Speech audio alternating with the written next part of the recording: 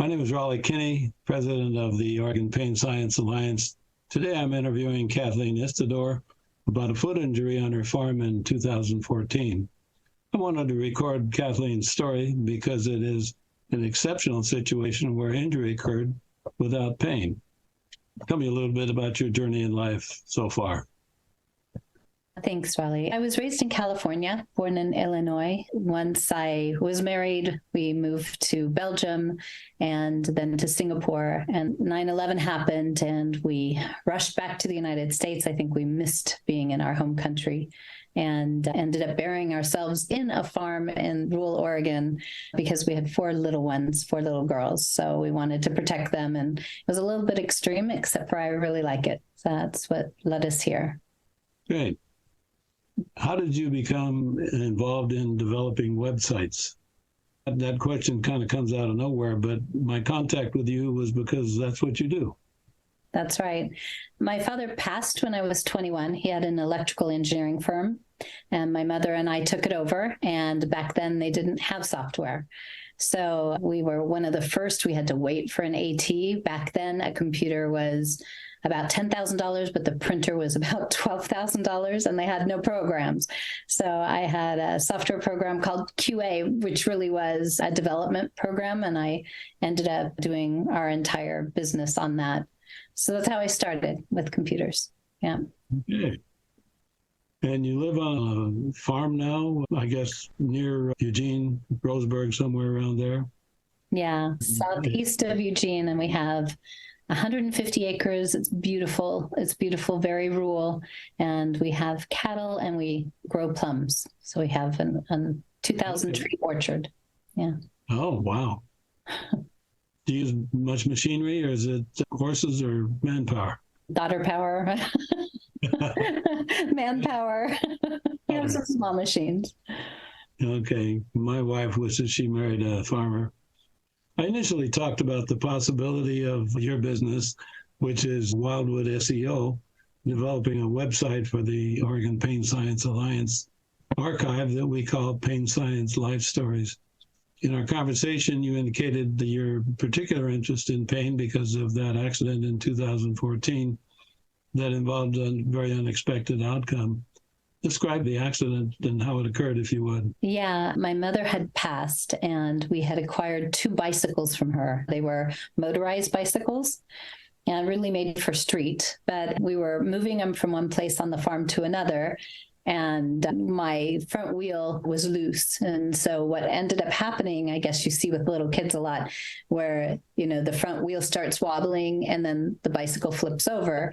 It was in the spring. The grass was tall and I was thrown into the tall grass. The ground was soft. And so I went to stand up and I couldn't really stand up. It was odd. And so I went to lift my leg and I saw my wrist had kind of blown out. So the bones were like this. So I just snapped it back and lifted my leg up through my pant leg. And instead of seeing my foot, I saw the large bone jutting out at least 4 inches from my leg. And I had to raise my leg higher to see my foot dangling probably close to 6 inches below that. It was a really neat looking thing, actually, because I was wearing water shoes that are just small slip-on shoes that were really brightly colored. And then to see what appeared to be a severed foot inside was really interesting. And to know that I could still move my toes was even more interesting. I remember my mom was a nurse, and one of the things she told me was how quickly tendons will shrink. And so because of that, I saw I wasn't bleeding. I wasn't worried in the least. I felt no pain whatsoever. I thought, I better save my tendons from shrinking. So I stretched my foot. I pushed the bone in. I'm sure the doctors weren't so happy about that because I'm sure I brought a lot of that mud in. I had to wipe the mud off first. And then I tried to put my foot onto the bone, so meet bone with bone, but my foot just kept on dropping. It was on the 3rd attempt that my husband got to me and started yelling at me to stop. So after that, I just tried to keep my foot in place so that the tendons didn't shrink. So then you had to do something. You ended up going to the hospital. How did you stabilize your foot during that transfer in the car, and however you got from the car to the ER and whatever else? Yeah, I think the funny thing was I didn't want to stand up after that. I wanted to keep my foot secure for two reasons. One was the tendon, but the other is I had a bunch of little girls around. And my youngest girl, gosh, I don't know how old Alex was then, but she'd come up to the car, or come up to me. And so it was all the way around. It was all cut. So I had to keep it there. I didn't want her to get frightened or to gross out. So Nikolai and the neighbor actually deadlifted me into the car. We're so rural and so far away, it would have taken twice as long to get an ambulance to me. So I put it on an old pillow. I just rested my leg and my foot, and I held it as we were driving. I was in the back seat of a Yukon station wagon type thing. And as we started going around the windy roads, I was shifting. And it was during that time that my left hand, I felt that small little bone. I had moved some of the bone, it had fractured and just a bunch of chiclets, it was just broken. And I felt actually a little bit of pain, like a little pinprick, because I felt the sharp bone shard pushing into my skin from the inside out. That was really the only pain I felt throughout that whole episode. My husband drove me to the hospital. It was just Cottage Grove. I was a little bit worried, and we knew that I should have gone to Eugene, but because those bone shards, I had probably a little bit of an irrational thought that maybe a sliver of bone might go into my blood vessel and up to my heart. So I thought it might be better if we went to the closer hospital. But he took me right up to the emergency and they rushed me inside. And that was Cottage Grove Hospital? Yes. Yeah. When we talked earlier, you said something about you being the entertainment for the evening. That hospital, I don't think they have too many injuries like that. So I would say my foot looked severed, because you could keep it this far away from my leg, right? So it was free. I think they took off my shoe, but I could still move my toes, even though my foot was pretty far away from my leg. And it was very interesting. And so everybody from the hospital seemed to have gathered around. It was just kind of a funny time, but they didn't want to really deal with it. So he ended up pouring 2 bottles of saline on my leg. And I must admit, he kind of turned his head and squinted a bit. It must not have been fun for him. And he wrapped me in a nice sturdy boot and sent me on my way in an ambulance. They wouldn't let me go back in the car. I was frustrated because we could have gotten there faster. The ambulance driver drove very slow. But it was my blessing, actually, that happened, because when they looked at me for surgery, they said, it's too late, because it was now in the evening, early evening. They said, we won't take you because it's probably a very dirty injury and it's going to take a lot of time for cleaning. So we'll do it the next morning. And I was very concerned at that time about, as I said, the shrinking of my tendons, which still remains one of the problems I have. But I said, oh, no, they cleaned it there. See, I'm in a boot. So they took me in for surgery that night, which was good. Oh, good. And the surgery involved putting everything back together. So let me describe just for everybody, because I've seen some photographs that you showed me, but rather than show them, which are pretty graphic, I'd like to describe what I could see. This was your left leg and left foot that were involved. And the damage was done by the foot pedal or the foot strut on the bicycle. Footrest. Yeah. It looked like it hit about on the ankle bone and did all the damage. And you described the small bone being fractured into a lot of little shards. You said they put an aluminum channel in and put all the bone pieces back in that channel. And the incision on the left side was to put that little bone back together. And apparently the injury kind of scrambled all the bones in your ankle. That's why you couldn't put it back together again. But the doctor put them all back in place. Is that my understanding? Yeah, I think the blunt force injury is what happened. I'm sorry I didn't explain that. On the bicycle, there's a hard footrest. It's metal and it's soldered into the frame. Okay. The bike flipped, that hit my bone on the inside, and just blunt force just burst it through and took my foot from my leg, but it wasn't fully severed. All of the muscles and tissue and nerves were intact. And this wasn't a standard bicycle like we would be riding. You said it weighed about 150 pounds. Yeah.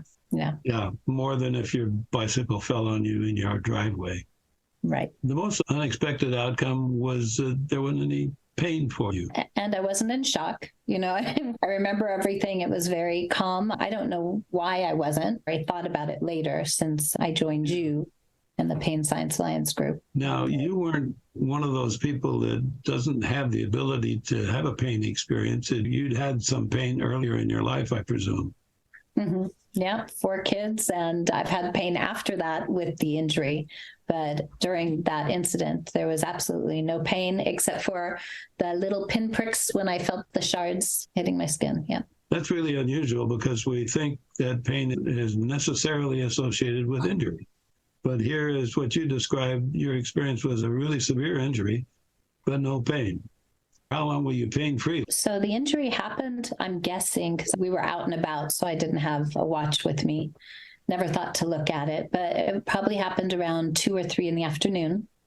We're a good hour away from Cottage Grove Hospital, and it took some time to get into the car. So I would say an hour and a half to 2 hours. And then they kept me there at least an hour, and the hour ride or half an hour or whatever to Eugene, and wait time there. And it was probably close to 8 when I had that surgery. It might have been a little bit earlier. But throughout that entire experience, I didn't feel any pain whatsoever. But you did have some pain later. Yes, lots of pain. Yeah. And that was just during the healing process. Mm-hmm.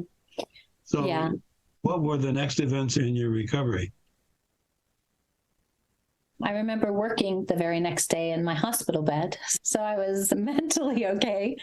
There was pain. I think the earliest pain that I felt was afterwards, and it was more the flesh of it, the staples, where the staples tugged and pulled in unusual ways. I felt more of a sensation of bruising. So it wasn't high-level pain. I had pain medicine, but I was protected with a boot. I was in a wheelchair for a while, then to crutches. I had a boot for many, many months. So those weren't the high-level pain areas. It was once I started moving and walking, those tendons did shrink up for sure. And because of that, and because the bone-to-bone connection had been somehow disrupted, the bones would shift. So my tendons and gravity obviously would kind of shift everything together, and it would go out of place. And that was terribly painful. And that lasted off and on, well, throughout. If I overworked my ankle, it lasted for years after that until I had my second surgery. So they were able to put all these broken pieces back together, mm-hmm. and you were able to walk again on it. And maybe my understanding was that about 5 years later, you had a second surgery. Yeah. And what did that involve? That was a replacement ankle. So technology hadn't come along. It hadn't been an approved surgery until I think 4 years in, and I only discovered it on my 5th year that it was available, and I was a prime candidate for it. So I was very thrilled to go in. But I think that was the worst pain I've ever had in my life. They had severed the large bone to put in the artificial piece. And I really don't know how much of the central bone in the foot was replaced or augmented, but they actually drilled up through my heel to place it, and they had cut that bone. And after that surgery, wow, yeah. I couldn't talk.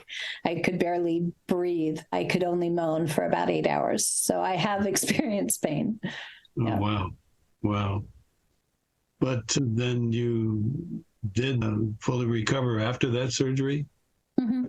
Yeah, I still have some tendon injuries. So if I am standing too long or walking too long, I get sore. But, I'm not complaining. Oh, you told me about 6 or 8 months before you started able to walk normally, but you can walk normally now, but with those periods of some distress, I guess. Right. Yeah, it took a while for the motion to happen. And still to this day, I kind of try to hide it. I do a skip downstairs because I don't have full range of motion. Oh, so. Okay. Has anybody ever suggested why you didn't have any pain that first day? Well, only through the Oregon Pain Science Alliance when I met you and the team and started looking at the videos. It's a real interesting concept for me. I don't know anything much about it, but I've enjoyed some of the lectures and some of the stories that are told. And this idea of having pain or not having pain, I was able to kind of pin it together with something that had happened in my youth, I guess, when I was 10 or 11 years old. It could explain why I don't have pain. Tell us about that. That's what I found quite interesting. Yeah. So when there's an emergency, I've always been very calm. I don't panic if there's blood or gore. I find it fascinating now. And I realized it stems back to a time when I was about 11. My brother was born 10 years after I was. And so he was about a year and a half, and I was being the tickle monster, right? I was chasing him and I'm going to tickle you. And he's giggling and laughing, and he slipped on the slate floor and slid on his belly into a metal vase of sorts that hit a solid rock wall. And he was crying. You could hear it. I knew it was bad, but I didn't think it would be as bad as it was. I lifted him up, and here was this, it appeared to be a dead child screaming because he had a hole right on the left side of his head, a great big hole in his skull. And I dropped him, I screamed and dropped him. And my mom was nearby, came rushing out, and she was a nurse. And at that time, I think she might have been a nurse or might have just been finishing her nurse's training. And she picked him up and acted like nothing was wrong. She picked him up and said, "Oh, yeah, it looks like you have a little hurt." She escorted us both, carrying him, escorted us both into the kitchen. She made me get him, I think it was a fudgesicle or a popsicle. And he was happy eating that popsicle, wasn't acting, wasn't crying. He was just normal. And so she had me get a washcloth. And so she was dabbing it and looking and pointing and saying, "Look at this. And here's the skull," and told me all about it, all about how a child's brain develops and that he was fine. And this was just superficial. And it was an interesting conversation. And I think after that, it predisposed my interest in medical, especially injuries, not so much medical in general, but, I'm more interested in injuries and think it's really cool. We look around to see how other people respond, and kids do that particularly. And your mother's response to your brother, it's not a big deal. And so apparently he didn't experience a lot of pain during that incident, which is one of the interesting things that we have been learning in the last decades about pain science, or through pain science. How can there be injury without pain? But she, in fact, had pain in some aspects of this. So thank you, Kathleen.